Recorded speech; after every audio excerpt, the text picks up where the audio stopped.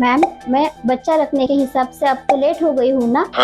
बेटा एक बात हमेशा ध्यान में रखो कि लेडीज के लिए लेट सिर्फ ट्रेन होती है, माँ बनने की कोई भी एज लिमिट नहीं है। पर फिर भी ये जानकारी आपके लिए बेहद जरूरी। कब प्रेग्नेंट होना बेस्ट होता है? बायोलॉजिकल प्रेगनेंसी के लिए 20 से 30 वर्ष की आयु बेस्ट है।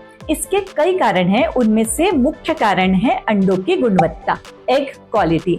इस उम्र में अंडों की गुणवत्ता सबसे अच्छी होती है और 30 की उम्र के बाद अंडों की संख्या और गुणवत्ता दोनों में गिरावट आती है। दूसरा है कि ओव्यूलेशन रेगुलर होता है 20 से 30 की उम्र में, उस कारण कंसीव होने की संभावना बढ़ जाती है। तीसरा है हार्मोनल संतुलन भी बेहतर होता है।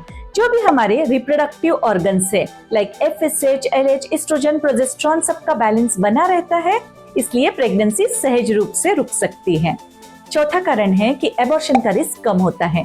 20 से 30 की उम्र में मिसकैरेजेस की रिस्क या फिर भ्रूण में क्रोमोसोमल समस्याओं का खतरा भी कम होता है।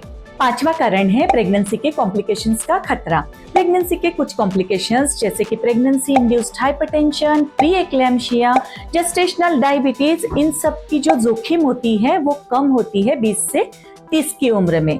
और डिलीवरी के बाद रिकवरी भी जल्दी हो जाती है क्योंकि यंग बॉडी में टिश्यूज की हीलिंग पावर बेहतर होती है, जिससे नॉर्मल डिलीवरी या फिर सिजेरियन सेक्शन के बाद भी रिकवरी बहुत जल्दी हो जाती है।